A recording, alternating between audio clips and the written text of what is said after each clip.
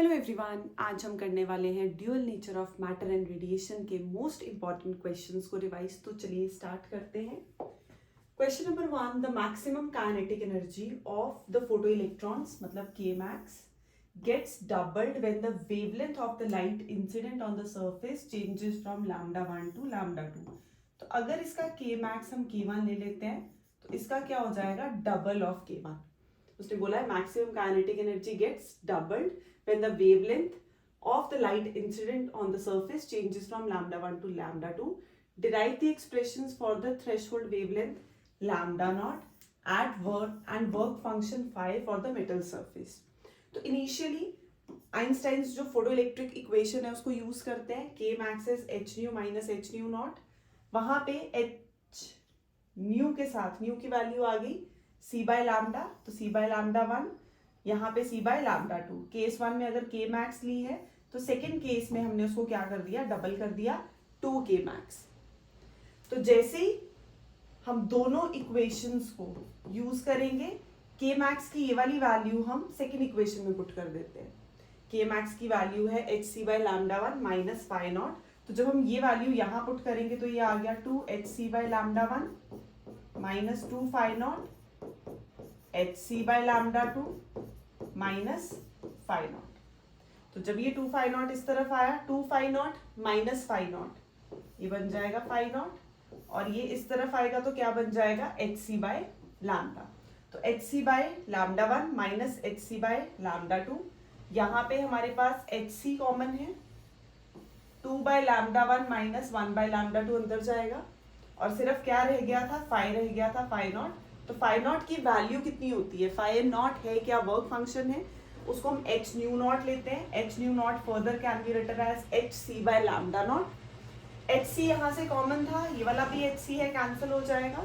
तो हमें lambda naught easily हम कैलकुलेट कर सकते हैं, कितना आया, एलसीएम लेंगे, 1 bye lambda not is lambda 1 lambda 2 2 lambda 2 minus lambda 1। Reciprocal करेंगे तो क्या आ जाएगा, lambda naught is lambda 1 lambda 2 upon 2 lambda 2 minus lambda 1। Next question, threshold frequency of a metal is f when the light of frequency 2f, first case में frequency f है, second case में 2f is incident on the metal plate. The maximum velocity of photoelectron is v1 when the frequency of the incident radiation is increased to 5f. तो पहले case में frequency हमने ली है h nu minus nu not. New not given है हमें threshold frequency f, तो हमने f ली है दोनों केसेस में। यहाँ पे भी हमारे पास ये न्यू नॉट, यहाँ पे भी न्यू नॉट। फर्स्ट केस में जो न्यू है वो कितना गिवन है, 2f गिवन है। सेकेंड केस में हमारे पास जो न्यू है उसकी वैल्यू 5f गिवन है। तो एक आ गया nu 2f minus f, case 2 5f minus f, nu minus nu naught, half M v1 square half M v2 square. कौन सी है, फिर से फोटो इलेक्ट्रिक इक्वेशन।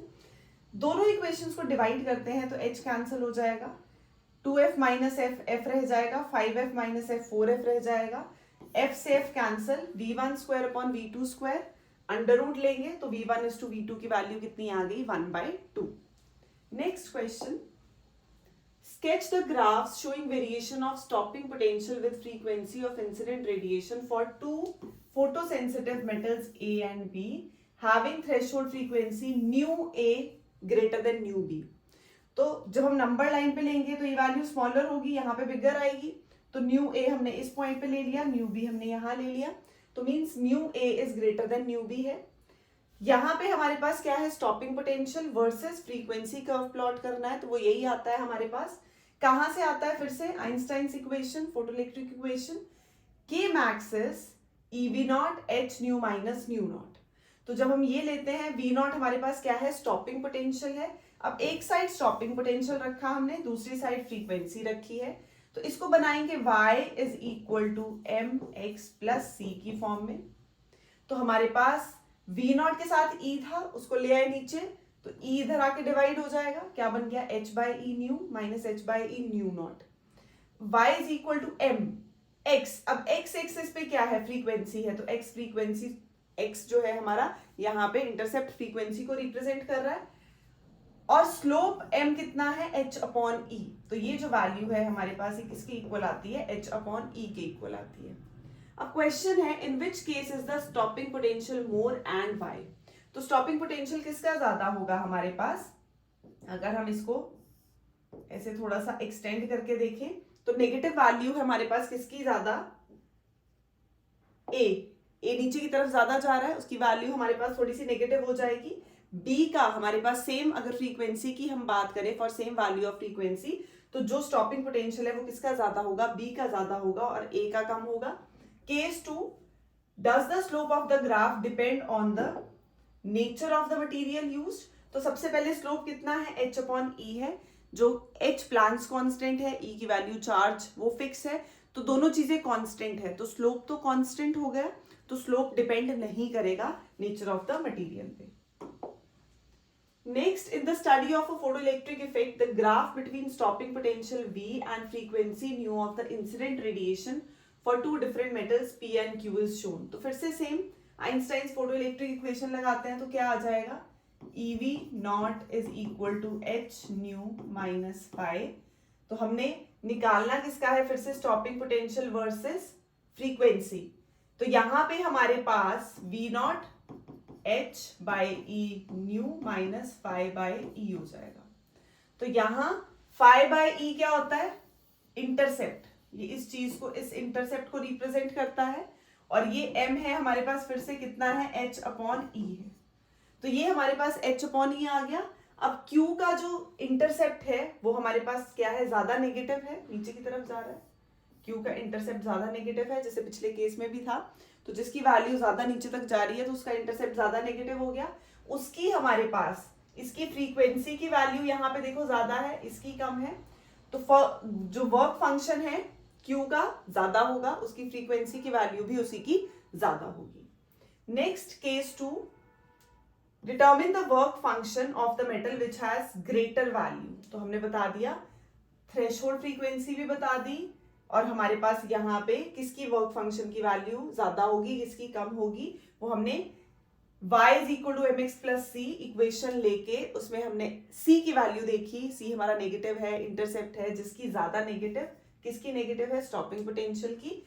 और जब यहां से देखते हैं तो फ्रीक्वेंसी किसकी ज्यादा है, हमारे पास q की ज्यादा है, तो q has greater negative potential, उसकी फाई की वैल्यू भी ज्यादा होगी, थ्रेशोल्ड फ्रीक्वेंसी भी ज्यादा होगी। Next, find the maximum kinetic energy of electron emitted by the light of frequency for this metal। तो मैक्सिमम काइनेटिक एनर्जी निकालनी है। तो दो मेटल्स हैं हमारे पास, पहले हम देखें इस पॉइंट पे दोनों के लिए जो स्टॉपिंग पोटेंशियल है वो क्या है, जीरो है। तो एक बार हम V को जीरो पुट करते हैं, फाई हमारे पास कितना आ गया, h nu, phi h nu है, h की वैल्यू कितनी है, 6.6 into 10 raise to the power minus 34 Planck's constant. Nu की वैल्यू अब यहां पे हमारे पास गिवन है, Q के लिए 6 है और P के लिए 3.5, तो यहां पे 6 ले लेंगे हम इनिशियली, तो ये हमारे पास कितनी आ गई, 6 into 10 raise to the power 14, तो फाई आ गया 2.5 इलेक्ट्रॉन वोल्ट। अगर हम ये ना लगाते तो ये जूल में आंसर देता, बट हमने इसको इससे डिवाइड कर दिया, तो जूल डिवाइडेड बाय ई हमारे पास ये वैल्यू कितनी दे रही है, इलेक्ट्रॉन वोल्ट में इसको चेंज कर रहे हैं। तो एनर्जी हमेशा इस चैप्टर में हम किस में निकालते हैं, इलेक्ट्रॉन वोल्ट में निकालते हैं। 1 electron volt is 1.6 into 10 raise to the power minus 19 joule. तो जूल को चेंज किया तो डिवाइड किया उसको। नेक्स्ट, सेकंड के लिए हमने बोला कि हमारे पास इसकी फाई आ गया था। अब using C is equal to nu lambda, हमने लैम्डा निकाला, लैम्डा कितना है, सी अपॉन न्यू, 3750 वैल्यू आई उसकी। तो एनर्जी हमारे पास, एनर्जी के लिए हम यूज करेंगे, यहां पे हमने वेवलेंथ निकाली है 3750, जब हम उसको यहां पुट करते हैं तो हमारे पास कितनी आ जाती है, 3.3 इलेक्ट्रॉन वोल्ट आ जाती है। उसने कौन से मेटल के लिए पूछा है, जहां पे फ्रीक्वेंसी गिवन है 8 into 10 raise to the power 14 के लिए। तो एनर्जी कैलकुलेट करेंगे, दोनों का डिफरेंस लेंगे, हमारे पास कितना आ गया, 3.3 minus 2.5 is 0.8 electron volt. Next, the work function of the following metals is given, sodium का गिवन है हमारे पास, पोटेशियम, मोलिब्डेनम, निकल का गिवन है। Which of these metals will not cause photoelectric emission for radiation of wavelength 3300 angstrom from a laser placed 1 meter away from these metals, what happens if the laser source is brought near and placed 50 centimeter away? तो अगर हम किसी source को लेके आते हैं तो source को पास लाने से इंटेंसिटी इंक्रीज होती है। इंटेंसिटी किसके डायरेक्टली प्रोपोर्शनल है? इंटेंसिटी नंबर ऑफ फोटोन्स पे डिपेंड करती है। तो जितने नंबर ऑफ फोटोन्स ज्यादा आएंगे उतने ज्यादा नंबर ऑफ फोटो इलेक्ट्रॉन्स का एमिशन होगा। जितने फोटोन ज्यादा उतने फोटो इलेक्ट्रॉन ज्यादा एमिट हो रहे हैं, उतना हमारे पास जो करंट है वो फोटो इलेक्ट्रिक करंट इंक्रीज होगा। तो जब सोर्स को पास लेके आए तो इसी पे चेंज आया। अब एनर्जी निकालनी थी तो हमें क्या गिवन है? हमें E इज इक्वल टू हम एच सी बाय लैम्डा लगाएंगे और एनर्जी की वैल्यू फाइंड करेंगे कि एक्चुअल में हमें चाहिए कितनी। 3.76 इलेक्ट्रॉन वोल्ट चाहिए। उसके लिए H की वैल्यू पुट की, C की वैल्यू पुट की, लैम्डा की वैल्यू पुट की, अगेन उसको कन्वर्ट किया इलेक्ट्रॉन वोल्ट में। तो जूल को इलेक्ट्रॉन वोल्ट में कन्वर्ट करना है तो 1.6 इंटू 10⁻⁻19 से डिवाइड करना पड़ेगा। कितना आया? 3.76 इलेक्ट्रॉन वोल्ट। तो फोटो इलेक्ट्रिक एमिशन किसमें होगा और किसमें नहीं होगा, अभी किस पे डिपेंड करता है? अगर हमारा जो मेटल सरफेस है उसमें इजेक्ट होने के लिए 5 MeV एनर्जी चाहिए और हम 4 MeV प्रोवाइड कर रहे हैं तो इजेक्शन नहीं होगा। 5 पे प्रोबेबिलिटी है, चांसेस है निकल सकते हैं, एमिट हो सकता है। 6 पे भी प्रोबेबिलिटी है कि वो निकल सकता है। तो यहाँ पे वैल्यू 2.75 दे रखी है, वो तो कम है तो नहीं होगा।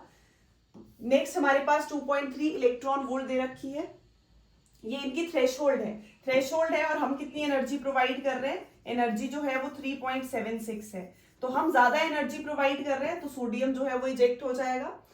इसके लिए भी हमारे पास इजेक्शन हो जाएगा क्योंकि इनकी मिनिमम जो थ्रेशोल्ड फ्रीक्वेंसी जो इनको चाहिए, minimum energy required for the emission is sodium के लिए 2.75 इलेक्ट्रॉन वोल्ट और हम कितनी दे रहे हैं? 3.76 दे रहे हैं। तो होगा एमिशन 2.3 है, वो भी छोटा है 3.76 से, अगेन एमिट करेगा। अब इसकी थ्रेशहोल्ड हमारी जो हम एनर्जी इसको प्रोवाइड कर रहे हैं, फोटोन्स को एनर्जी, फोटोन जो एनर्जी लेके आ रहे हैं वो एनर्जी कम पड़ गई तो एमिशन नहीं होगा। इस केस में नहीं होगा, निकल में भी नहीं होगा क्योंकि इनकी एनर्जी जो है वो ज्यादा है। तो फोटो इलेक्ट्रिक एमिशन के लिए जो एनर्जी हम प्रोवाइड कर रहे हैं that must be greater than और equal to the work function. तो इक्वल पे चांसेस हैं होने के, बट जब उससे ज्यादा हो जाती है तो हम बोलते हैं यस, जो उसकी प्रोबेबिलिटी है वो बढ़ गई। Light of frequency new incident on a photosensitive surface, a graph of the square of the maximum speed of photoelectrons Vmax square versus nu is obtained as shown in the figure using Einstein's photoelectric equation. Obtain expression for Planck's constant. तो सबसे पहले तो फिर से Kmax is h nu minus h nu naught। तो हमें किसके लिए चाहिए? Vmax square. तो हम इसको लिख सकते हैं half m Vmax square h nu minus h nu not. अब हमें तो इसके लिए चाहिए, 2 को ऊपर ले जाओ और m को नीचे ले आओ, अगेन 2 को ऊपर ले गए, m को नीचे ले आए, ये हमारे पास आ गई Vmax स्क्वायर के लिए इक्वेशन। तो Vmax square versus nu by m x plus c, तो m क्या आया? 2h अपॉन m हमारा जो है वो यहाँ स्लोप है। तो सेम प्रोसीजर, हमने क्या निकाल लिया? हमारा स्लोप कितना आया? 2h अपॉन m आ गया, 2h अपॉन m आया है। अब उसने आगे बोला है हमें किसकी टर्म्स में निकालना है? पैरामीटर जो है वो l और n की टर्म्स में। तो यहाँ पे स्लोप कितना होता है? स्लोप इज tan थीटा, तो ये भी थीटा, ये परपेंडिकुलर, तो ये परपेंडिकुलर अपॉन बेस, तो tan थीटा इस केस में कितना होगा? L अपॉन n हो जाएगा। तो हमने कंपेयर कर लिया, एक स्लोप हमने जो निकाला आइंस्टाइन्स फोटो इलेक्ट्रिक इक्वेशन से, एक जो ट्राइंगल में गिवन था वहां से h आ गया Lm अपॉन 2n। तो पहला प्लैंक्स कांस्टेंट पूछा था, डन। सेकेंड वर्क फंक्शन पूछा है तो h nu not, minimum energy required for the emission. तो हमारे पास यहाँ पे न्यू नॉट कितना है? यहाँ से यहाँ तक की वैल्यू कितनी है? n है। तो हम न्यू की वैल्यू कितनी ले लेंगे? n ले लेंगे ग्राफ से।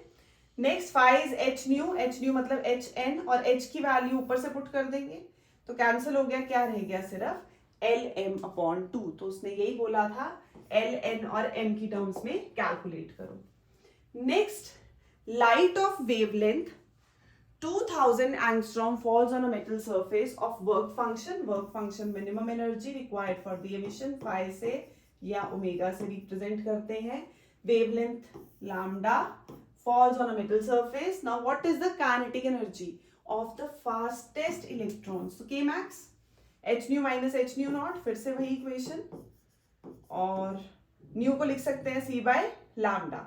तो वैल्यूज पुट कर रहे हैं, h पता है हमें, प्लैंक्स कांस्टेंट, h की वैल्यू पुट की, c की वैल्यू पुट की, lambda 2000 angstrom into 10 raise to the power -10. अब इसका क्या रोल है?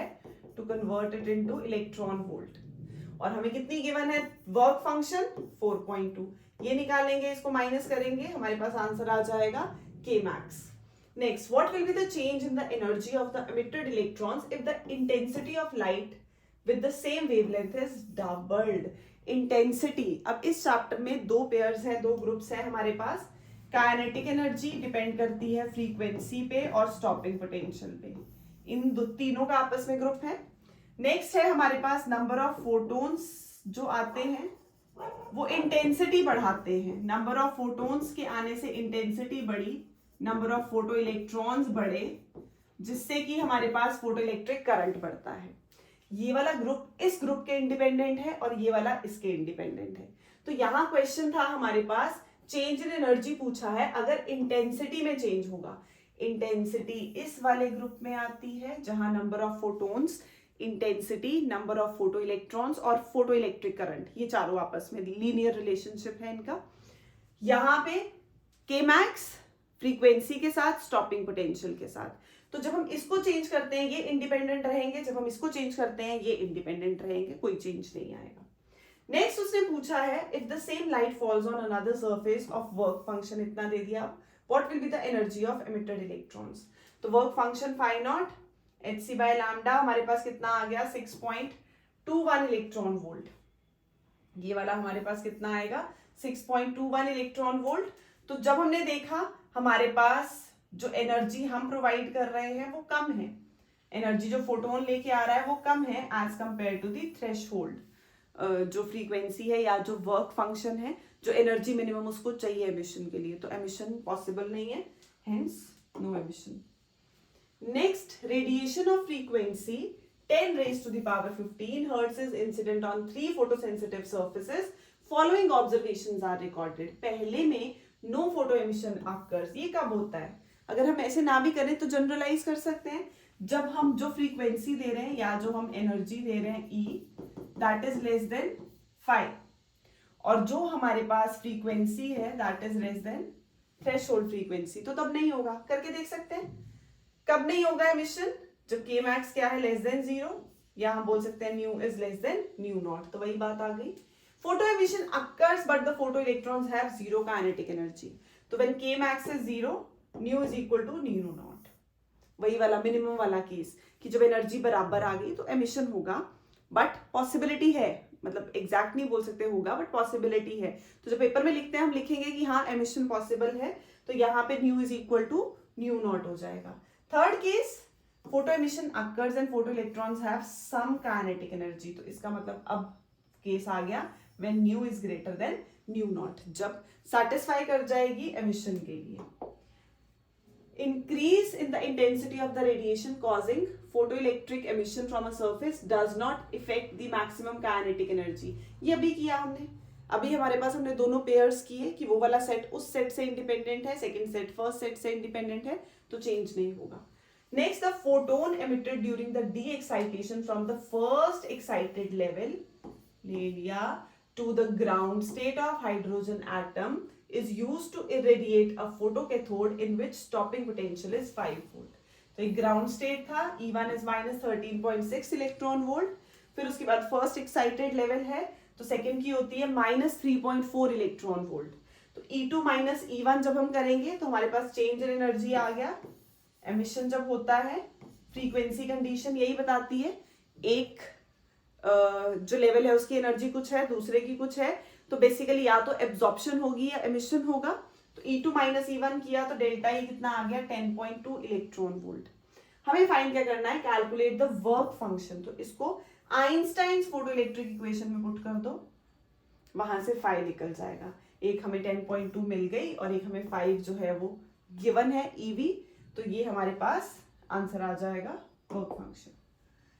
Next, a proton and an alpha particle have the same kinetic energy. तो जो काइनेटिक एनर्जी सेम है, the ratio of their de Broglie wavelengths associated with the proton to that of an alpha particle. तो lambda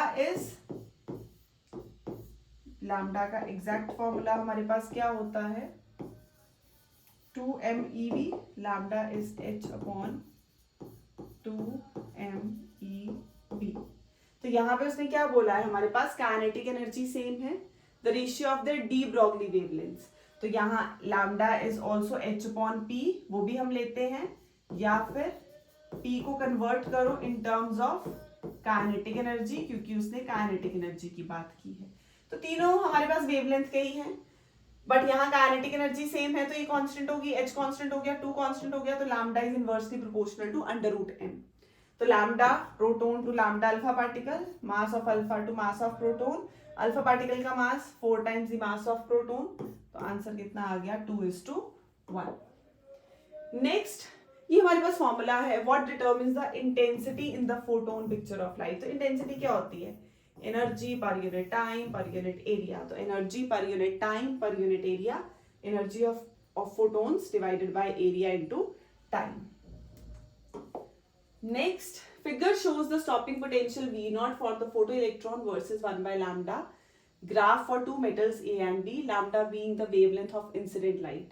How is the value of Planck's constant determined from the graph? फिर से same जो पहले किया, हम दो वैल्यूज ले लेते हैं इसमें, 1 by lambda 1 और 1 by lambda 2। इक्वेशन 1 ली, Einstein's photo electric equation, EV1 is equal to hc by lambda 1 minus phi naught, EV2 is hc by lambda 2 minus phi naught। दोनों को सब्ट्रैक्ट करो, जब दोनों को सब्ट्रैक्ट करते हैं क्या रह गया, E V2 minus V1 hc 1 by lambda 2 minus 1 by lambda 1, यहां से h आ जाएगा E/c 1 by lambda 2 minus 1 by lambda 1। तो इसको ऐसे भी रख सकते हैं, सॉल्व करके भी लिख सकते हैं, तो ये हमारे पास क्या आ गया। Next, if the distance between the light source and the surface of metal is increased, अब डिस्टेंस बढ़ा दिया, how will the stopping potential for the electrons be affected. अभी आपको पता है, पीछे करके हटे हैं हम, कौन सा सेट कौन से के साथ वेरी करता है। Next, photoelectric emission occurs when a surface is irradiated with the radiation of frequency nu1 and nu2. The maximum kinetic energy of the emitted in the two cases are k and 2k। तो same पहले भी किया हमने, फिर से Einstein photoelectric equation low, h nu minus nu naught is k max, h nu minus nu naught is k max। पहले case में k है, दूसरे में डबल है, दोनों इक्वेशंस को डिवाइड करते हैं तो k कैंसल, nu1 और nu0 की टर्म्स में रह गया, तो थ्रेशोल्ड फ्रीक्वेंसी आ गई 2 nu1 माइनस nu2। तो हमें क्योंकि थ्रेशोल्ड फाइंड करनी थी, k कैंसिल कर दिया हमने और हमारे पास nu0 आ जाएगा। Next, the figure shows Vm square versus 1 by lambda graph for photoelectrons emitted from a surface where Vm is the maximum speed of electrons and lambda is the wavelength of incident radiation. Using this graph and Einstein's photoelectric equation, obtain the expression for Planck's constant and work function। तो पीछे किया हमने, h निकालना है और phi निकालना है, फिर से Einstein's mass energy equivalence relation, v square versus 1 by lambda चाहिए, तो v स्क्वायर एक तरफ और ये 1 by lambda एक तरफ, तो y is equal to mx plus c। m कितना आ गया, 2hc by m, इसको हमने tan थीटा बोला है, तो tan theta is 2hc by m। तो h कितना आ जाएगा in terms of theta, theta भी तो गिवन है, इन टर्म्स ऑफ थीटा आ जाएगा tan theta m/2c। Next, a graph is plotted between stopping potential and the frequency of incident radiation, ये हमें पता ही है, यही वाला ग्राफ। नेक्स्ट, इसमें क्या पूछ रहा है वो, the product of the slope of the straight line obtained and the magnitude of charge on an electron is. तो इसका स्लोप कितना आता है, फिर से EV0 is h nu minus phi naught, इस तरफ V0 है तो y is mx plus c। तो m कितना है, h/e, slope into magnitude of charge h/e into e, तो आंसर कितना आ जाएगा, h आ जाएगा। Figure shows a plot of stopping potential V naught versus 1 by lambda, where lambda is the wavelength of radiation causing photoelectric emission. The slope of the line is equal to, फिर से अभी करके हटे हैं, अब इस बार V naught के साथ 1 by lambda है, तो y is mx plus c, तो m कितना आ गया hc by e, तो ये जो m है, ये जो tan थीटा है, ये कितना आ जाएगा hc upon e आ जाएगा, यही पूछा था. Next, plot a graph showing variation of de Broglie wavelength associated with the charged particle of m versus 1 by root v. तो यहाँ पे m और ये हमारे पास 1 by root v है, where v is the potential difference which the particle is accelerated. How does this graph gives the information regarding the magnitude of charge of the particle? तो basically हमारे पास जो de Broglie wavelength है उसका हमने बनाया है versus 1 by under root v graph. तो D Broglie wavelength lambda का 1 बाय रूट वी के साथ, तो ये है लैम्डा और ये है हमारे पास रूट वी. अगर लैम्डा हम लिखें तो ये ऐसे है, अगर आप 1 बाय रूट वी ले रहे हो तो ये x is directly proportional to y हो जाएगा. बट अगर हमारे पास लैम्डा का v के साथ देखें तो हमारे पास इनवर्स रिलेशन है, तो हम स्क्वायरिंग करते हैं, lambda square v is equal to constant. तो ये हमारे पास lambda versus 1 by root V के लिए या फिर रूट वी या वी के लिए पूछा है, उस पर डिपेंड करेगा. Determine the de Broglie wavelength of a proton whose kinetic energy is equal to rest mass, मतलब mc square. Rest mass energy of an electron, mass of proton is 1836 times that of electron. तो lambda is h upon p, h upon p में h upon 2m k होता है, relation between momentum and kinetic energy. k is अभी किया mc square, उसने खुद बोला है एनर्जी किसके इक्वल है, तो जब इसको हम ठीक करके लिखेंगे क्या बन जाएगा, m इंटू एम ई, और ये मास कितना है, मास of proton is 1836 times that of electron. तो ये हमने पुट कर दिया. जब हम वैल्यू पुट करेंगे h की, √2 1.414, c है 3 into 10 raised to the power 8, mass of electron 9.1 into 10 raised to the power -31, और इसको सॉल्व करते हैं तो 42.8, तो हमारे पास आ जाएगा 4 into 10 raised to the power -14 metre, जो कि किस रीजन में लाई कर रहा है, एक्स रे हमारे पास है ये इलेक्ट्रोमैग्नेटिक स्पेक्ट्रम में. In which region of electromagnetic spectrum does this wavelength lie, तो ये हमारे पास X ray. The ratio of de Broglie wavelength of a proton and a neutron accelerated by a potential Vp and Vd respectively, lambda p upon lambda d is half. तो हमारे पास lambda h upon mv होता है, h upon 2m under root qv भी लिखते हैं इसको हम. अगर हम दोनों के लिए लें, प्रोटोन और न्यूट्रॉन के लिए, h कैंसिल हो जाएगा, तो यहाँ पे p है और d है, दोनों की हम वैल्यूज पुट करेंगे तो क्या आएगी, P और D की टर्म्स में हमें फाइंड करना है लैम्डा, ये दोनों तो क्या है, सेम है, तो वैल्यू जब पुट करते हैं तो क्या आ जाता है, वैसे तो रेशियो चेंज ही हो जाएगी, लैम्डा इनवर्सली प्रोपोर्शनल है, तो जब हम वैल्यू पुट करते हैं तो क्या आएगी, lambda P upon lambda D will be h upon 2mp qp vp divided by h upon 2md qd and vd. तो वो फर्क नहीं पड़ेगा क्योंकि सामने हमारे पास कितना है, हाफ ये आया. अभी ऊपर जाएगा तो d वाली टर्म्स रिवर्स हो गई, d वाली ऊपर आई, तो ये है lambda d upon lambda p. तो जब वैल्यूज पुट करते हैं तो हमारे पास क्या आएगा, mass of neutron is 2 times the mass of proton and charge of neutron is equal to charge of proton. तो यहाँ पे चार्ज तो कैंसिल, 2 कैंसिल, और हमें ये फाइंड करना है इन दोनों की रेशियो हमें कितनी दे रखी है, 1:2. तो जब हम सॉल्व करते हैं, ये वैल्यू पुट करते हैं, तो हमारे पास कितना आ जाता है, हमारे पास ये आ जाएगा 8:1. Next, a proton and alpha particle are accelerated through different potentials v1 and v2 respectively, so they have same de Broglie wavelengths. तो de Broglie wavelength सेम कर दी. अब कौन कौन है इस बार, प्रोटोन है और अल्फा पार्टिकल है, तो mp qp, m alpha q alpha और v1 और v2 है. तो हमारे पास mass of alpha particle is 4 times the mass of proton और चार्ज हमारे पास क्या हो जाएगा अल्फा पार्टिकल का 2 times the charge of proton. तो जब हम कैंसिल करेंगे इसको, mass of alpha, charge of alpha, value put करेंगे, कैंसिल किया, कितना आ गया 8:1 आ गया। ओके बेटू बाय।